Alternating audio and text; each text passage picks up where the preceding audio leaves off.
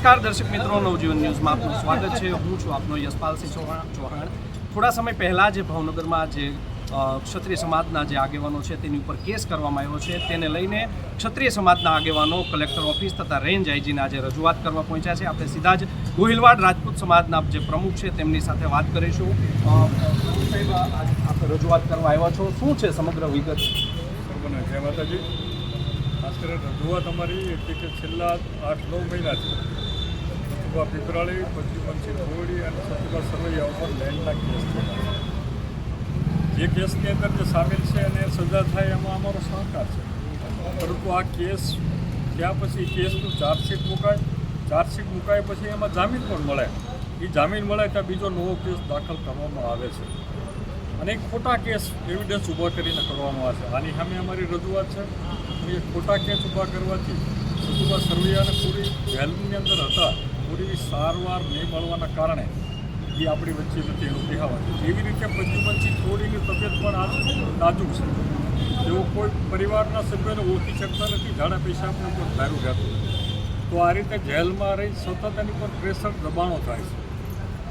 જે કેસની અંદર જે ગુનેગાર હોય એની સજા થાય એમાં ચોક્કસ માનીએ છીએ, પણ એક કેસ પૂરો ન થાય તો બીજો નવો કેસ જે ઊભો કરવામાં આવે છે એની અમે રજૂઆત કરી છે. એમાં કલેક્ટર સાહેબ, ડીઆઈજી સાહેબ અને એસપી સાહેબે અમને શાંતિથી સાંભળ્યા છે. આમ સમાજ પણ અમારી ખાલી ક્ષત્રિય સમાજ નથી, પણ આમ સમાજ પણ અમારી સાથે જોડાયેલો છે.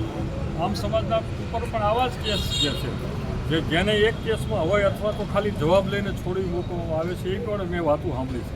ચોક્કસ એમાં ન હોય તો એની ઉપર કેસ ન થાય, પણ કોઈ ચોક્કસ સમાજ ઉપર ચોક્કસ રાજકીય કારણને રાજકીય હેતુ તરફ જો આ રીતે ખોટા કેસ કરવામાં આવે તો એ વ્યાજબી નથી. આવતા દિવસોમાં અમે 14 એપ્રિલે આંબેડકર સાહેબની જન્મજયંતિ દિવસે રાજકોટનું રતનપુર મુકામે જે મહાસંમેલન ક્ષત્રિય રાજપૂત સમાજનું થયેલું, એમાં 7 થી 8 લાખ ભાઈઓ ભેગા થયેલા, એનું વાર્ષિકાંતની ઉજવણી કરવાની છે. અને આ પ્રશ્ન તેની અંદર અમારે ચર્ચાવાનો છે. ગોહિલવાડમાં સભા મળવાની છે. તો અમને પૂર્વ ન્યાય નહીં મળે તો આવતા દિવસોમાં અમારે શું પગલાં લેવા તે અંગે પણ ચર્ચા વિચારણા થશે.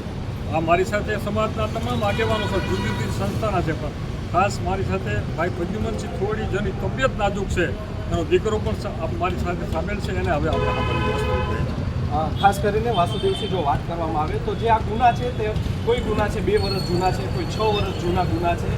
પોલીસ દ્વારા રાજકીય અગ્રણીઓના પ્રેશરને તાબે થઈને કામગીરી કરવામાં આવી રહી હોય તેવી પણ એક ચર્ચા છે. શું કહેશો?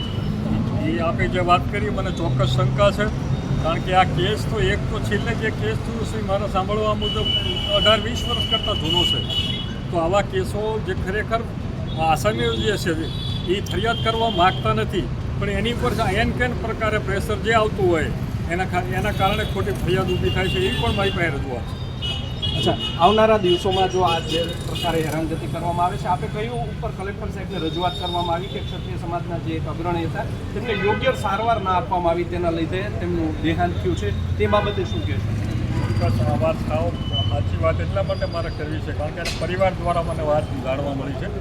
કારણ કે એને જ્યારે તબિયત નાજુક થઈ ત્યારે જે તે વખતે જે કાંઈ કાયદેકીય પ્રોસિજર થતી હોય એને કરી છે. કાયદેકીય પ્રોસિજર કરવા છે કે એને પ્રાઇવેટમાં સારવાર લેવાની હતી, એની બદલે જનરલ હોસ્પિટલમાં રાખ્યા. જે કંઈ ખર્ચ ખોટોનો હતો એ પરિવારે ભોગવવાનો હતો. એના કારણે મને શંકા ચોક્કસ ઉત્પન્ન થઈ છે, કારણ કે સરકારી દવાખાની અંદર સારવાર ચોક્કસ સારી મળે છે, પણ યોગ્ય સારવાર નહીં મળવાથી એનું અવસાન થયેલ છે એમ ચોક્કસ માનું છું.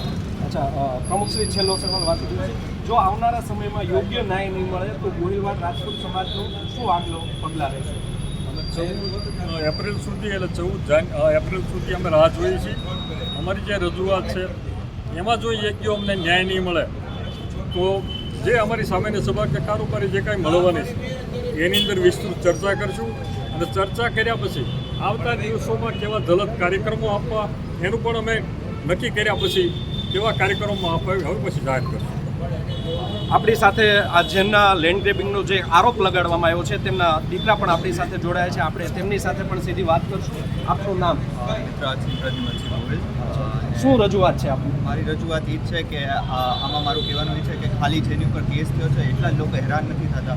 આવી રીતે જો આ લાંબો પ્રોસેસ ચાલ્યા જ કરે, જેમાં નવો કેસ અમે લડી આવ્યા છીએ, બેલ બી મળી જાય છે, કાંઈ પુરાવા નથી મળ્યા, છતાંય નવા કેસ થતા રહે તો અમે આમાં આર્થિક રીતે અને માનસિક રીતે ખૂબ અમને ત્રાસ મેળવ્યો છે પરિવારને બી. અને એટલે અમે બ્યુરોક્રેટ્સને અહીંયા અપીલ કરીએ છીએ જ્યાં બી જઈ, કેમ કે પોલિટિકલ વેન્ડેટા હોય તો એને બી સાઈડમાં રાખી અને બ્યુરોક્રેટ્સ એક ફેર રીતે જુએ અને આનો અંત લાવે કે અને અમને બધાને ન્યાય મળે. એટલે માટે બધા જ સમાજ અમારી સાથે છે. અચ્છા, આપે જે ઉપર કલેક્ટર સાહેબને વાત કરી કે અગાઉ 3 કેસમાં જામીન મળી ચૂક્યા છે, તેમાં કોઈ પુરાવા પણ પોલીસને નથી મળ્યા, શું કહેશો?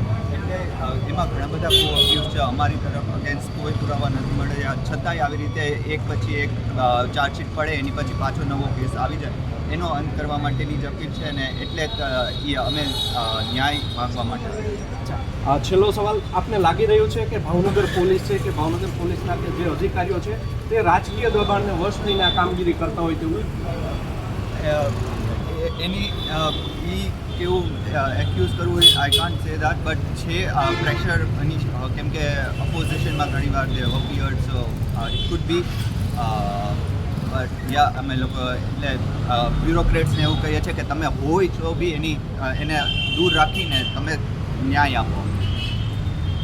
તો આ હતા ગોહિલવાડ રાજપૂત સમાજના પ્રમુખ વાસુદેવસિંહ ગોહિલ તથા જે ગુજરાત ક્ષત્રિય સમાજની સંકલન સમિતિ છે તેમના પણ તેઓ સભ્ય છે. તેમણે જણાવ્યું કે જે ક્ષત્રિય સમાજના જે લોકોને ટાર્ગેટ કરવામાં આવ્યા છે, જેમની ઉપર કેસ કરવામાં આવ્યો છે, જો આવનારા સમયમાં તેમને ન્યાય નહીં મળે તો 14 તારીખે રાજકોટમાં જે સંકલન સમિતિની મિટિંગ મળવા જઈ રહી છે તેમાં પણ આ મુદ્દો ઉઠાવવામાં આવશે અને ક્ષત્રિય સમાજ છે તે હાલ નારાજ હોય તેવું લાગી રહ્યું છે. કેમેરામેન હઠીસિંહ ચૌહાણ સાથે યશપાલસિંહ ચૌહાણ, નવજીવન ન્યૂઝ, ભાવનગર. વૈષ્ણવજન તો તેને કહીએ જે પીડ પરાઈ જાના.